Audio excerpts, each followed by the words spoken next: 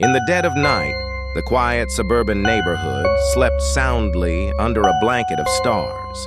The only sound was the gentle rustling of leaves in the cool breeze. The streetlights cast a soft glow on the empty streets, creating an atmosphere of serene tranquility. All seemed at peace until Emily bolted upright in bed, her heart pounding. The scream had pierced through her dreams, pulling her into a terrifying reality.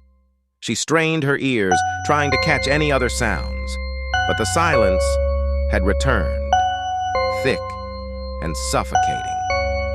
She wasn't sure if it had been real or just a nightmare. With trembling hands, Emily slipped on her robe and grabbed her phone. She tiptoed down the stairs and out the front door, the cool night air biting her skin. The neighborhood looked unchanged, yet it felt different, sinister. She scanned the area, her breath visible in the cold, half expecting something to leap out from the shadows. Emily's eyes were drawn to a flickering light in the house next door. The door was ajar, swinging slightly in the breeze. She hesitated, but the need to understand what had happened propelled her forward. As she approached, she noticed dark stains on the doorstep and the unmistakable scent of iron in the air. Inside, the house was in disarray. Furniture was overturned, and the walls bore scratch marks. Emily's gaze fell upon a trail of blood leading to the living room. There, she found her neighbors, lifeless and contorted in grotesque positions, their faces frozen in expressions of sheer terror. Emily's stomach churned, and she stumbled back, barely stifling a scream. Emily fumbled for her phone, her hands shaking uncontrollably. She dialed 911, but the line crackled with static before going dead. Panic surged through her veins as she realized her lifeline had been severed.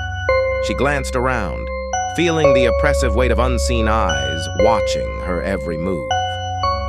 Suddenly, Emily heard a soft, menacing whisper behind her. She whipped around, but no one was there. Fear drove her to run, her bare feet pounding against the cold pavement. The once familiar neighborhood now felt like a labyrinth, each shadow hiding potential horrors. She glanced over her shoulder and saw a dark figure moving swiftly in the distance. Emily ducked into an old shed at the edge of a neighbor's yard, her breath coming in ragged gasps. She pressed herself against the wall, trying to calm her racing heart. Through a crack in the door, she saw the shadowy figure moving closer, pausing as if sniffing the air. She clamped a hand over her mouth, praying it wouldn't find her. In the shed, Emily's hand brushed against a stack of old newspapers. As she flipped through them, she found articles about a series of unsolved murders in the area. The killer had never been caught. One article had a photo that made her blood run cold. It was her neighbor, but from decades ago, looking exactly the same as he did now. The figure outside wasn't just a man, it was something far worse. The shed door creaked open, and Emily's eyes locked with the killer's cold, inhuman gaze. She grabbed a rusty tool and swung it wildly as he lunged at her. They struggled, the shed echoing with the sounds of their desperate fight.